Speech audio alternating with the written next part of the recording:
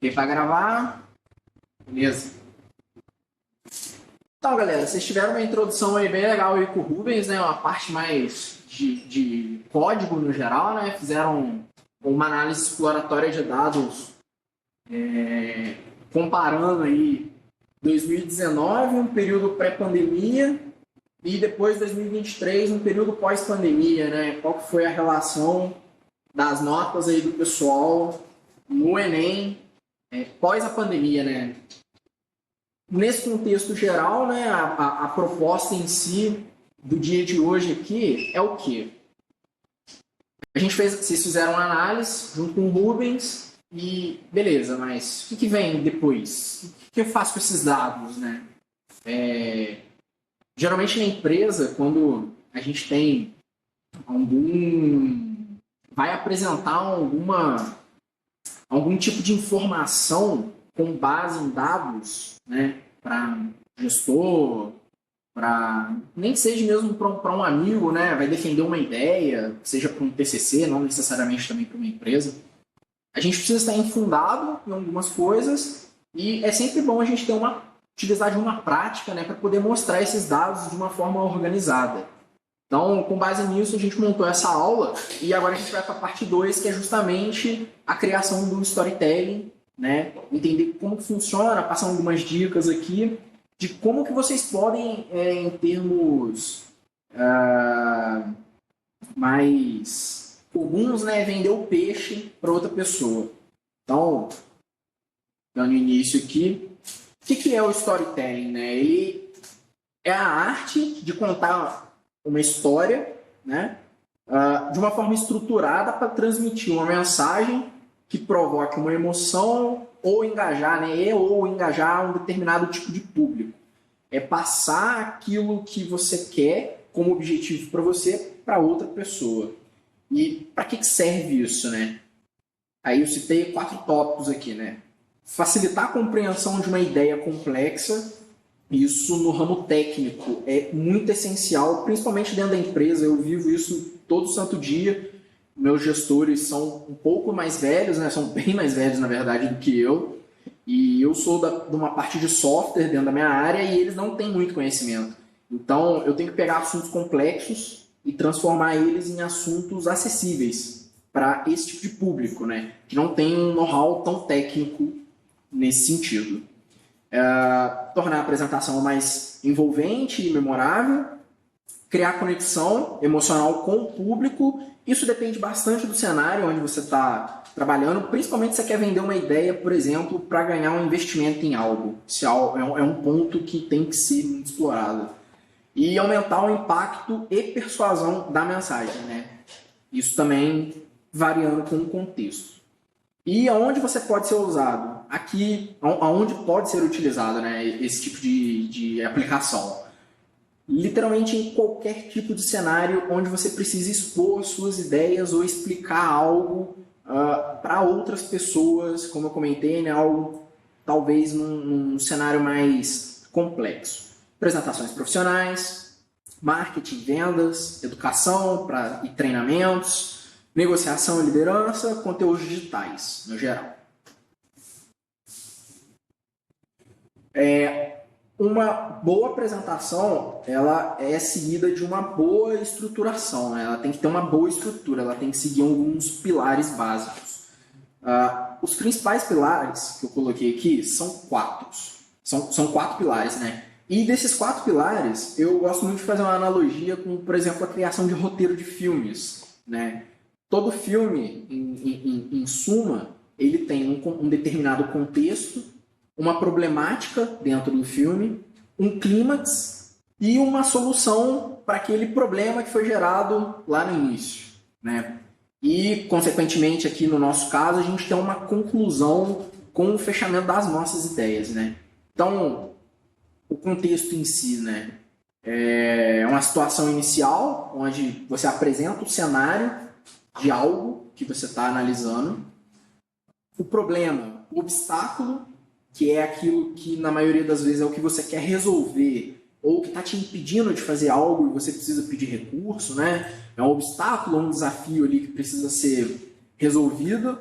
E ele gera interesse e dá motivo para que a audiência tenha mais vontade de querer entender um pouco mais, né, da sua proposta. O clímax, que eu acho que é um dos pontos chaves, né, é o ponto de maior tensão da história, nesse cenário nosso aqui, onde o problema ele atinge o seu ápice e você precisa ali argumentar para defender uma viabilidade, uma requisição de recursos, etc. Depois disso, você vem com a proposta de solução, né? A resolução do seu problema. Você mostra insights, descobertas ou ações que respondem às perguntas que são geradas nisso. E depois uma conclusão, né? Uma etapa que pode ser ou não opcional, isso vai depender bastante do contexto, tanto é que eu nem coloquei ela como um pilar ali, né? Você faz um overview dos tópicos, de tudo que você passou, tem diversas possibilidades, a gente viu um aqui hoje, né? Então, contexto, né? O principal objetivo do contexto é apresentar um cenário, preparar o terreno, o conteúdo que você pode apresentar dentro do contexto, né? No nosso caso aqui, a gente está fazendo uma análise com relação ao Enem, né? Antes da pandemia e depois da pandemia. Então, conteúdo, introdução ao Enem como um indicador essencial da educação brasileira. Um breve contexto da pandemia, é um assunto que pode ser abordado também, fechamento das escolas, ensino remoto, desafios em gerais. Dados iniciais, né, de 2019 e 2023, que foi o que vocês analisaram, né? Exemplo de slides aí que podem ser adicionados. O Enem mede o pulso da educação no Brasil. É um tipo de notícia, né, para você demonstrar o contexto ali em que você está apresentando as informações. Slide 2, gráficos mostrando médias gerais ali de 2019 versus 2023, justamente para poder fazer uma determinada comparação. Depois do contexto, a gente tem um problema, e ele apresenta, o principal objetivo dele é apresentar o desafio central ali e gerar uma curiosidade nas pessoas, o conteúdo que pode ser apresentado, né? Isso dentro do nosso contexto ainda do Enem, né? Você gera uma pergunta principal, né? Por exemplo, na empresa, muitas das vezes vão te trazer um problema. Então, você não vai precisar se fazer uma determinada pergunta para resolver aquele problema, né? Para resolver a pergunta que te fizeram, o problema que te trouxeram. Nesse contexto aqui de análise, como a gente está analisando por nós mesmos, ninguém trouxe esse assunto para a gente como uma demanda, você pode criar o tipo de pergunta que você quiser. Nesse caso, a pergunta central do meu problema é: como a pandemia impactou o desempenho dos estudantes no Enem? É uma pergunta generalista, a gente tem que achar maneiras de entender se realmente houve um impacto ou não, né, para uma tomada de decisão.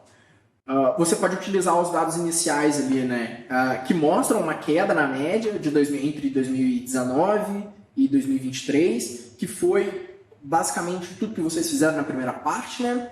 Dá uma introdução ali às dimensões que serão explanadas, que foi basicamente os 2 datasets que foram utilizados, né? Então, do problema a gente segue para o clímax. Então, a gente tem um contexto, a gente tem uma pergunta-chave. Vale lembrar também, né, acho que dentro aqui, só voltando, né, no problema, uma coisa que é muito interessante essa pergunta, né, como a pandemia impactou o desempenho dos estudantes de uma forma geral, eu acho que a gente pode, a gente deve pegar essa pergunta e fazer inúmeras outras perguntas que juntas respondem essa pergunta central. Isso é uma coisa muito importante e tem que ficar na mente, né? O que a gente costuma brincar é pegar o boi e partir ele a bifes, né? Não tudo de uma vez. O clímax revela os dados, né, mais impactantes, surpreendentes. Então é aqui onde a gente descarrega toda a gama de informação que a gente tem. Vocês pegaram dados, transformaram em informação, a gente pega essas informações e mostra elas de uma forma organizada, clara, seguindo uma determinada lógica, para justamente causar um impacto na pessoa que está prestando atenção ou que tem algum tipo de interesse, seja financeiro, né, independente disso. Você tem que chamar a atenção dela para o seu problema, no geral, né?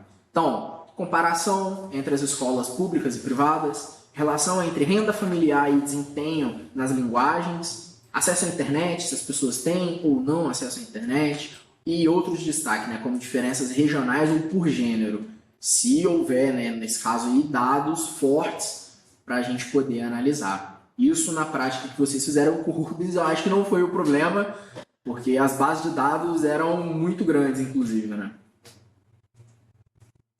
Apresentamos o clímax, mostramos todos os nossos dados e evidenciamos um problema.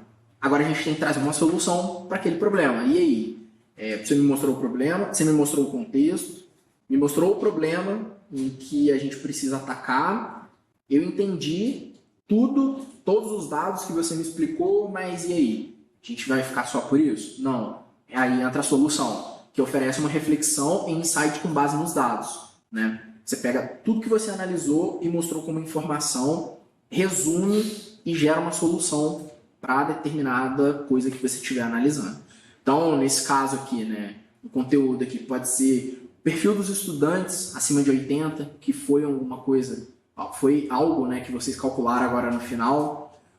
Hipótese que explique diferenças regionais ou outros padrões e principalmente a reflexão inicial ali, né? Lições aprendidas e o que pode ser feito no futuro para que pessoas, por exemplo, que têm a nota menor que 800, o que a gente pode, dando um panorama geral aqui, né?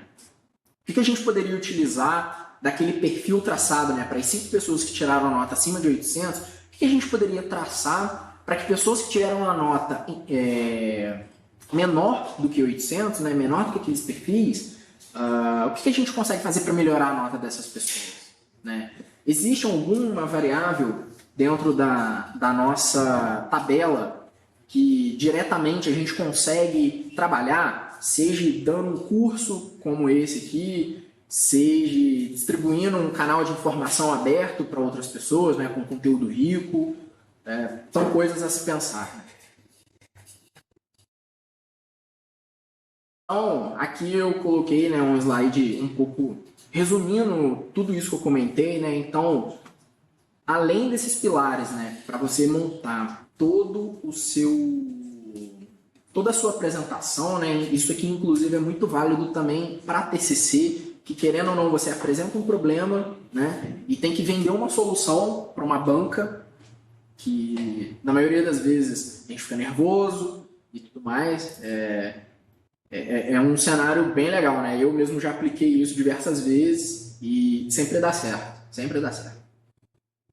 Recomendações. Primeiro, né? Clareza. Mesmo que o assunto seja complexo, explique para pessoas que não estão inseridas no mesmo contexto que você, repasse a apresentação com outras pessoas. Eu fui estagiário, por exemplo, na Volkswagen, eu tive que apresentar um projeto técnico para o RH da minha empresa, né? Eu gosto de usar isso como exemplo porque é bem interessante em si. O RH da minha empresa, da parte técnica que eu apresentei, eles conheciam zero. Como que você pega algo técnico e passa para algo simples? Tem que quebrar em diversos tipos de... Você tem que se fazer diversos tipos de pergunta, né? A primeira etapa que eu faço faz a apresentação técnica para quem não é técnico. Todas as dúvidas que essa pessoa tiver, anota. É algo bem assim simples, mas que lá no final te dá uma resolução assim bem legal, um contexto bem legal, porque assim, poxa, um assunto complexo desse, eu não me fiz esse tipo de pergunta porque para mim é algo bobo, mas essa pessoa pensou e se ela pensou e não entende do que eu estou explicando, outras pessoas também podem não entender. Então, tentar ser o mais claro e objetivo possível, sem tentar ficar dando muitas voltas, né? Construa uma linha lógica, que foi os pilares anteriormente, né, que eu comentei com vocês. Mostrar sempre o porquê antes do que. Essa também, né, é uma parte muito importante. Nem sempre o que, como muitas pessoas em algumas apresentações, né, já começam com o porquê é sempre mais interessante explicar o motivo, né, de estarem... por exemplo, a gente vai apresentar aqui, vou apresentar um estudo de caso para vocês, né, justamente dos dados que vocês fizeram. Então, por que, né, fazer isso, esse tipo de estudo? Enfim. Usar gráficos simples e objetivos. Às vezes a gente não utiliza de gráficos, né, numéricos, mas a gente precisa utilizar talvez de diagramas, fluxos, tentar explicar de uma forma simples um determinado tipo de arquitetura, talvez, ou um fluxograma, né, do qual você está trabalhando. Contar uma história focada no público. Quem que é o seu público-alvo? Para quem que você quer vender determinada ideia, né? Então, pensar sempre bem em quem vai receber a sua mensagem. Bom, são pessoas que estão no mesmo nível de conhecimento que eu? São pessoas que estão no nível de conhecimento abaixo? Né? Sempre fazer essa ponderação. E finalizar com uma mensagem forte. Isso daqui faz um pouco mais alusão, né, a partir da conclusão em si, que é o que eu tiro de proveito de tudo isso de informação que eu passei para vocês. Né? Então, é uma parte bem reflexiva, né, essa parte, esse último tópico. Então, acho que agora vamos ver um pouquinho na prática essa parte do storytelling. Prometo que vou ser breve, mas no geral, tudo que foi feito na prática 1, a gente vai pegar, né, com base nas perguntas que foram feitas, nas perguntas principalmente que foram respondidas, e a gente vai pegar todos esses gráficos e jogar com o PowerPoint. Né? Aqui no caso eu estou utilizando o Canva, né, mas isso daqui claramente pode ser feito no PowerPoint, sem problema algum. Estrutura, da mesma forma que eu montei. Vocês necessariamente não precisam fazer isso agora, né?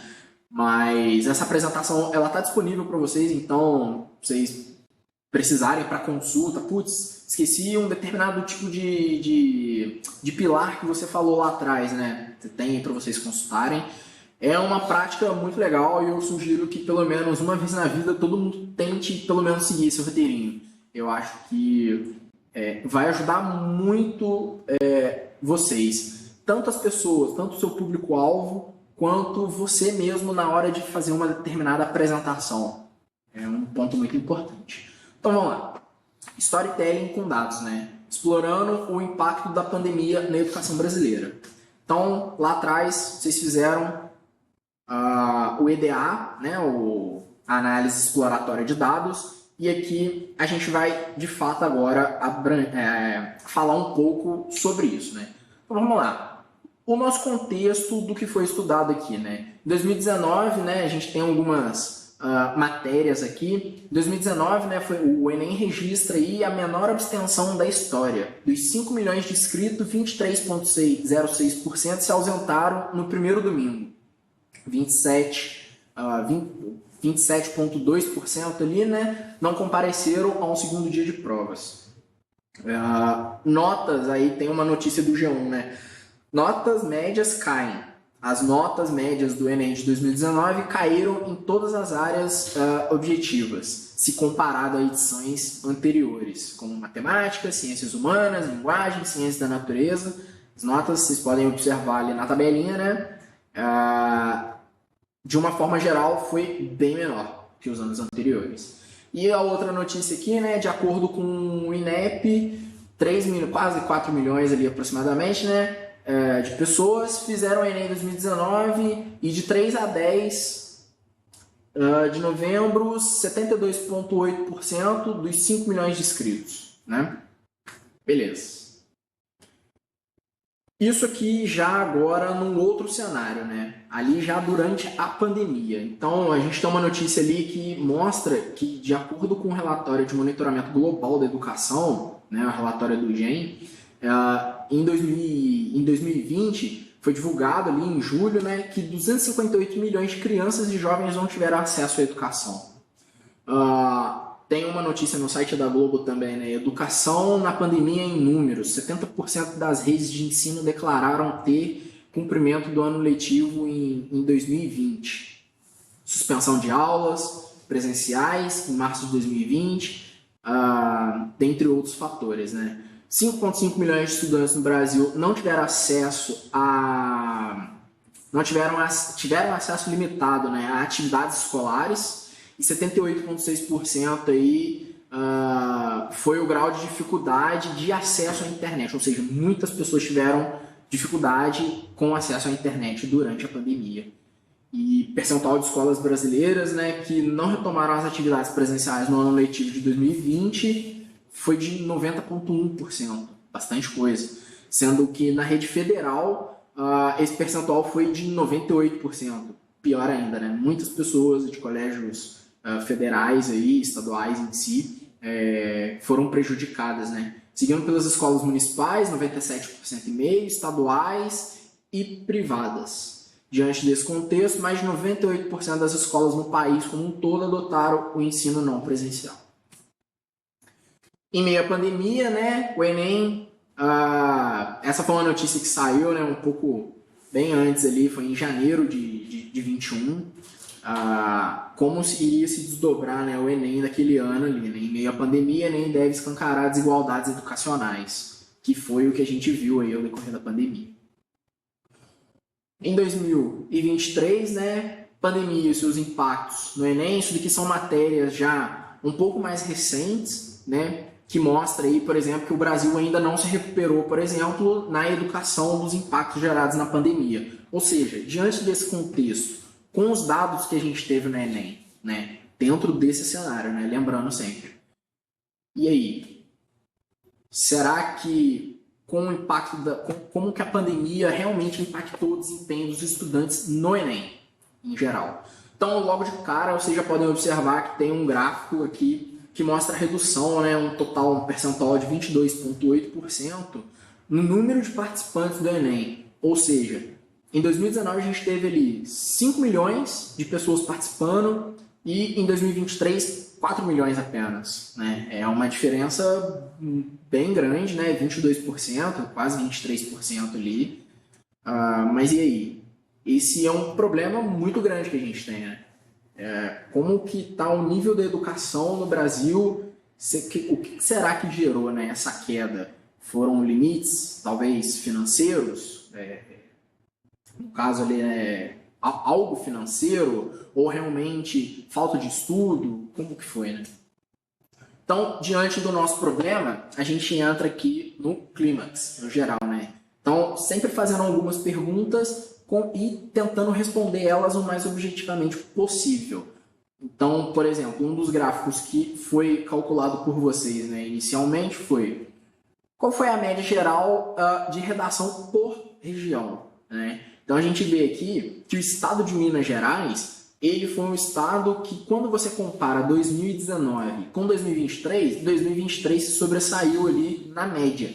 Ou seja, Minas Gerais foi o estado com a maior média de todos os estados e, comparado Minas Gerais 2019 com 2023, foi um resultado excelente.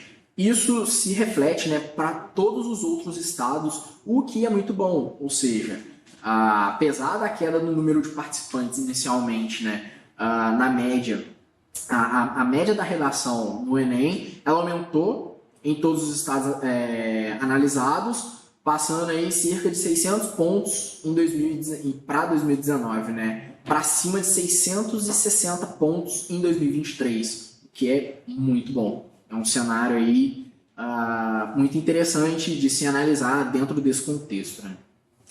Legal. Como que a diferença de desempenho em matemática entre homens e mulheres mudou de 2019 para 2023, né? Então aqui a gente tem dois gráficos, né? Um que mostra ali mais a média em si. Então o gráfico de barras aqui, né? A gente pode observar que a média de matemática aqui por gênero feminino, comparando, né, 2019 com 2023, a diferença ali foi uma média ali de 10 ali, né, unidades numéricas. E para o masculino aqui, já foi também, basicamente foi a mesma coisa, né? A proporção em si tá bem parecida, mas mostra, né, que a média masculina em si, seja em 2019 ou 2023, ainda é um pouco maior do que a média feminina, né? O que possivelmente está de errado, né? Então, embora ambos os gêneros ali tenham mostrado uma leve melhoria no desempenho pós-pandemia, tem um distanciamento significativo entre esses dois gêneros, né? O outro gráfico aqui, ele mostra uma distribuição, nada mais é do que esse gráfico de barras, né? Só que com um pouco mais analítico e mostrando os percentis de onde se enquadram essas pessoas, né? Então a gente pode observar que em 2019, para o gênero feminino, a gente teve muitos outliers. Teve muitas pessoas que ficaram ali de 750 para cima, né, na distribuição das notas, em geral, em matemática, o que é algo muito bom. Ou seja, por mais que essa média aqui, né, ela seja relativamente baixa, quando a gente analisa a quantidade de pessoas ali, né, que se sobressaiu em cima dessa distribuição, relativamente foi muito bom. Né? Muitas pessoas ali conseguiram passar uma nota muito boa em relação à matemática. Respondendo uma próxima pergunta aqui, né? Qual que é a diferença de desempenho entre os alunos de escola pública e privada? Isso mudou de 2019 para 2023? Qual que foi a área mais evidente, né, que destacou esses pontos? Olhando esses dois gráficos, né, a diferença de desempenho entre esses estudantes de escola pública e privada, de 2019 para 2023, ele ficou mais evidente na área de redação, né? Então, o gráfico, a gente tem os dois gráficos aqui, né? Um de matemática e o outro de redação. Então, nitidamente, a gente pode ver que redação melhorou bastante em relação à escola privada, né? Isso comparado a média aqui, né, de matemática em si, isso tanto comparado com escolas públicas e privadas. Matemática, a distância, né, da matemática ali no caso, permaneceu relativamente estável. Em redação, os alunos de escolas privadas ampliaram sua vantagem, evidenciando um impacto ainda maior nas habilidades de produção textual após a pandemia. Então, um ponto bem relevante. Como que a diferença de desempenho entre esses alunos de escola pública e privada mudou, né? E qual o cenário mais evidente? Ainda na mesma pergunta, a gente, com o mesmo gráfico aqui das distribuições, né? O que a gente tira de análise disso, né? Então, os gráficos aqui eles mostram, né, que tanto em matemática quanto em redação, estudantes de escolas privadas, eles apresentaram uma mediana, né, de notas mais altas, com menor variabilidade nas notas em comparação aos alunos de escola pública, né? Ou seja, você tem uma média e o desvio padrão em relação a essa média, ele foi muito baixo. Ou seja, foi o desvio, a variabilidade de notas que esses alunos tiraram foi mais próximo da média, né, do que a galera da escola pública. Ou seja, foi melhor um pouco mais do que eles, né? Em 2023, a distância entre a mediana se manteve ou aumentou, especialmente em redação, reforçando ali, né, a desigualdade de desempenho entre os dois tipos de escola, né, os dois tipos de modalidade. Indo aqui, né, com relação à renda familiar, né, qual foi o impacto da renda familiar nas notas de linguagem, como que isso afetou, né? Então, vocês podem observar esse gráfico aqui, né, uma nota de linguagem versus a faixa etária por renda familiar. Cada letra aqui, né, vocês podem olhar lá no dicionário de dados, representa uma faixa salarial, né, onde A é a menor faixa e Q é uma das maiores faixas, se eu não me engano, 26 mil, se eu não me engano, aqui. A M, eu sei que é por volta de 10 mil, se eu não me engano, 10 mil ou 5 mil, algo assim, que eu me recordo. O gráfico aqui, né, em geral, ele mostra a média de linguagem, aumenta conforme a renda, a média, né, em linguagens, ela aumenta conforme a renda familiar cresce. Ou seja, quanto melhor a situação, tudo indica, né, que quanto melhor a situação financeira da pessoa que faz o Enem, por N fatores, a nota dela é melhor, justamente pelas condições em que ela tem de recursos, né? Ela tem muito mais recursos. Então, esse é um dado muito importante, porque mostra justamente a disparidade, né? Pessoas, em suma, que têm uma renda menor, na maioria das vezes vai ter um desempenho menor, porque os recursos dela não são tão, são bem limitados, né, quanto a outras pessoas que têm uma renda muito alta. E isso fica nítido no gráfico. Como a relação, né, entre o acesso à internet e o desempenho em ciências da natureza mudou, né? Como a gente compara? Esse gráfico aqui, né, em geral, mostra que os estudantes com acesso à internet apresentam um desempenho consistente superior em ciências da natureza, em 2000, isso comparado, né, tanto em 2019 quanto em 2023, apesar de uma leve melhora em geral, a diferença entre quem tinha e quem não tinha acesso se manteve, reforçando ali no caso, né, a importância da conectividade para o desempenho acadêmico. Aqui, isso daqui é mais o perfil, né, dos estudantes que tiraram nota acima de 800. A ideia depois aqui é que a gente possa, por exemplo, pegar essa tabelinha e comparar ela com o dicionário de dados, né, e justamente pegar, que foi o que o Rubens fez com vocês anteriormente, evidenciar, né, quais são os tipos de características que o meu público que tirou nota acima de 800 possui. O que a gente pode mexer numa dessas colunas aqui, né? Porque, obviamente, tem mais colunas, só que era inviável colocar todas aqui, mas o que a gente pode possivelmente melhorar para essas pessoas, né? A gente vê que é uma classe assim de pessoas, é um padrão bem nítido, bem fixado, né, de pessoas que tiram nota. Mas será que tem algum recurso ali que a gente pode se aproveitar e passar para outras pessoas, né? Como a variabilidade, né, o desvio padrão nas notas em relação entre homens e mulheres mudou na prova do Enem, comparado 2019 com 23. O gráfico ao lado, né, mostra que as mulheres continuam apresentando uma média em relação superior à dos homens em 2019 e 2023. Porém, no entanto, né, a variabilidade dessas notas, né, o nosso desvio padrão, ele permaneceu muito alto. Ou seja, por mais que a média, na média, né, todo mundo ali relativamente esteja bem, o desvio padrão mostra que muitas pessoas estão distante dessa média, o que é algo talvez que seja preocupante, dependendo do contexto, né, onde você está inserido ali, né?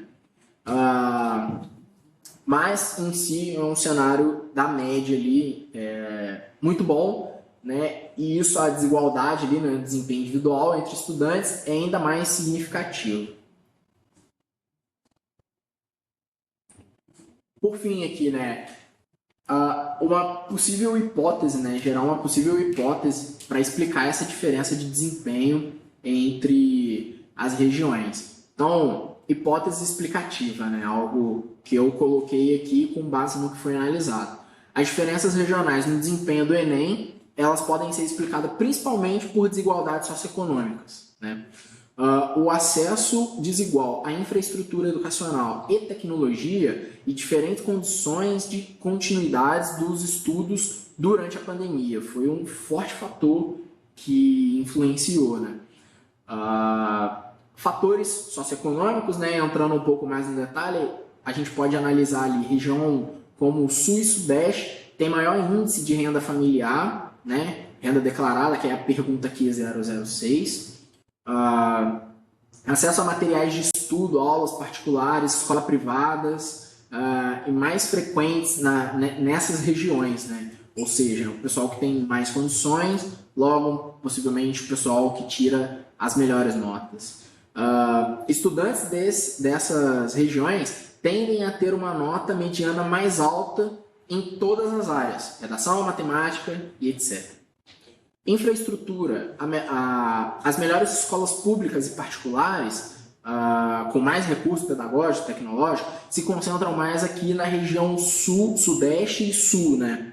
Então, regiões norte e nordeste enfrentam maiores dificuldades com esse tipo de infraestrutura básica escolar, o que muitas das vezes pode ser básico aqui para a gente, né? É algo muito precário para as pessoas de outras regiões do nosso país. A aprendizagem remota ela foi severamente prejudicada no norte e nordeste, ampliando ainda mais essa diferença de desempenho quando a gente compara com outras pessoas daqui do sudeste e do sul, né? O acesso domiciliar à internet ele é muito mais alto aqui no sul e no sudeste também. Durante a pandemia, estudantes de regiões com menos acesso ficaram mais tempo sem aulas estruturadas. Por exemplo, né, era até um tópico que a gente estava conversando aqui antes de voltar à aula, né? Durante a pandemia em si, a minha faculdade teve aulas, enquanto a faculdade de outros colegas meus não estavam tendo faculdade, não estavam tendo aula, né? Tava todo mundo parado e sem saber quando que ia voltar, se ia voltar. Era algo bem problemático, né, para a situação.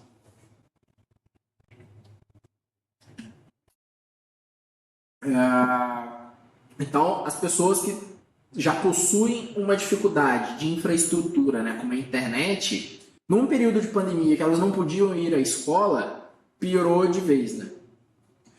A falta de laboratórios, bibliotecas e programas de reforço prejudica o desempenho em provas como ciência da natureza e matemática, né? Então, novamente, a gente esbarra justamente nesse contexto de infraestrutura. Então, o que a gente pode tirar de proveito disso, né? A pandemia ela escancarou uma desigualdade já existente na educação brasileira para mitigar os impactos observados no Enem, e é essencial investir em algumas coisas, né?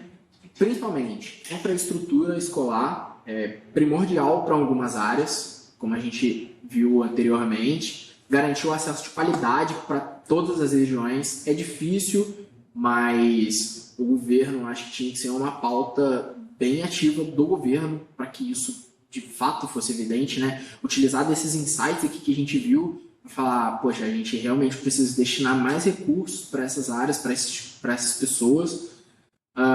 Então, outra coisa ali, né? A inclusão digital, ampliar o acesso à internet, né? Difundir. A cidade vizinha aqui, né? Onde eu morava, ela tinha um programa bem legal que você sendo cadastrado, né, na prefeitura, você tinha acesso gratuitamente à internet, né? Na cidade.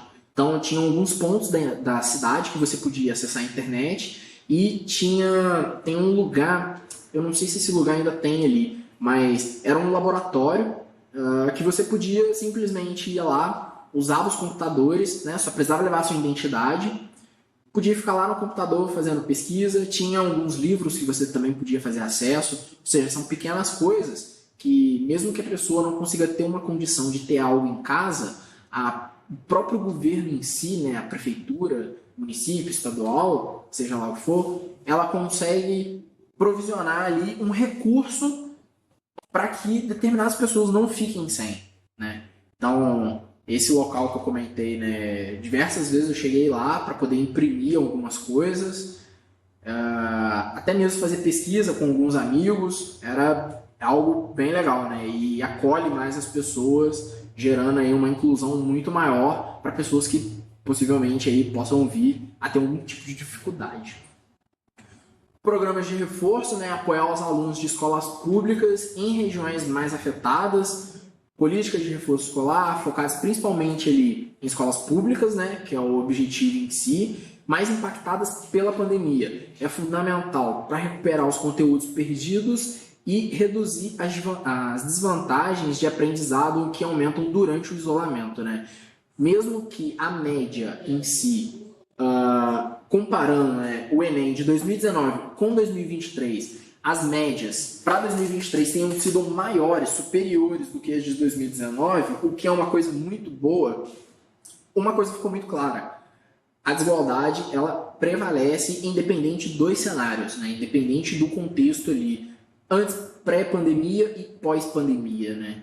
É até legal e vocês pegarem esse tipo de análise exploratória que vocês fizeram de 2019 com 2023, pegar o dataset de 2021 ou 22, talvez os dois, e fazer uma análise comparativa.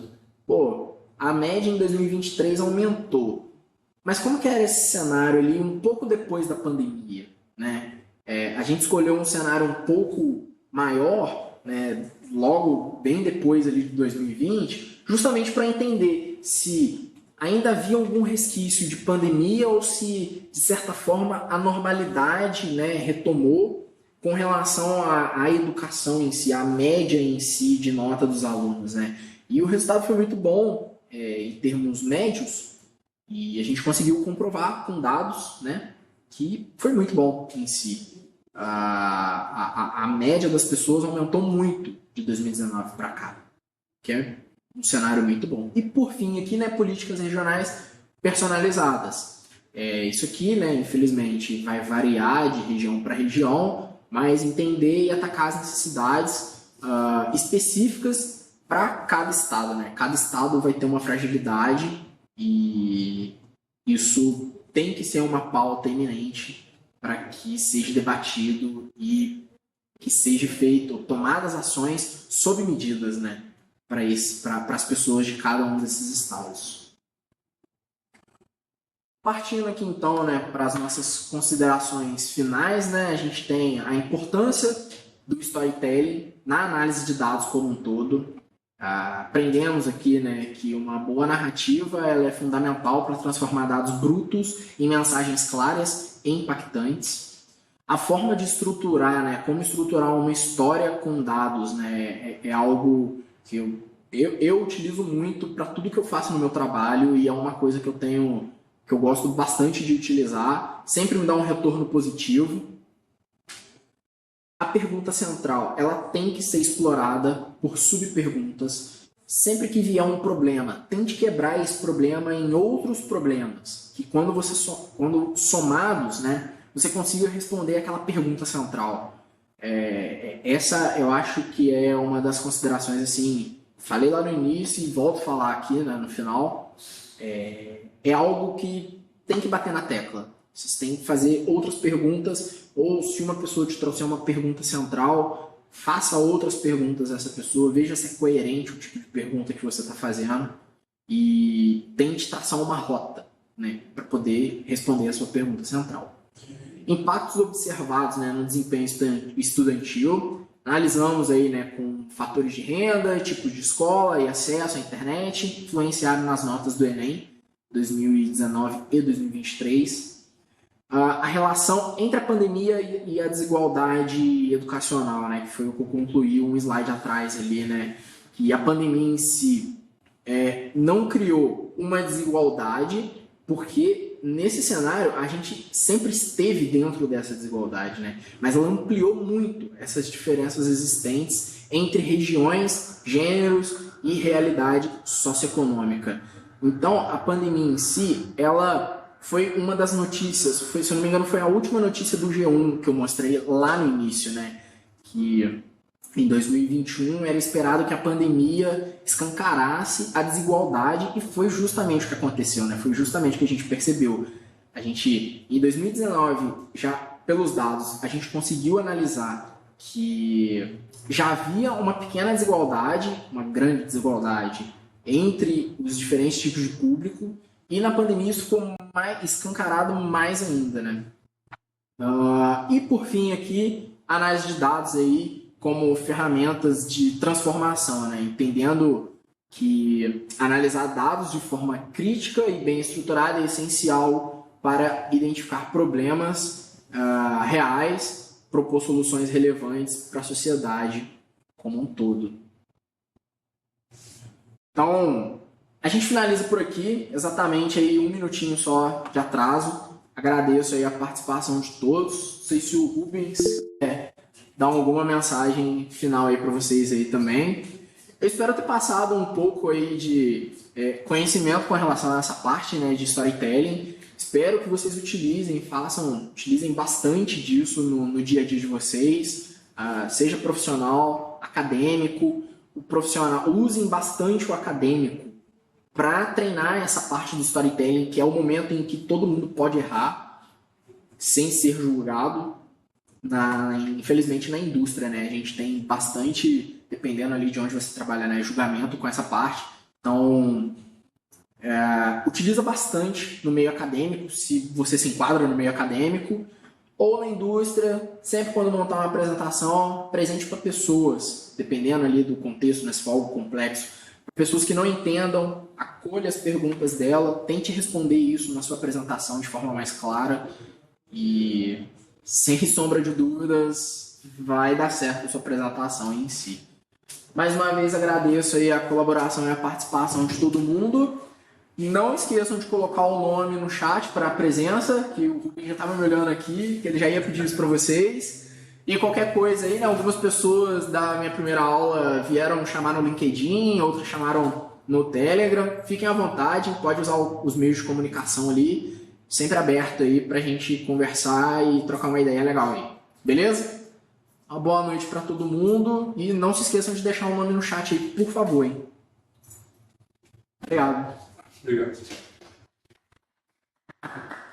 Vamos cortar a gravação aqui.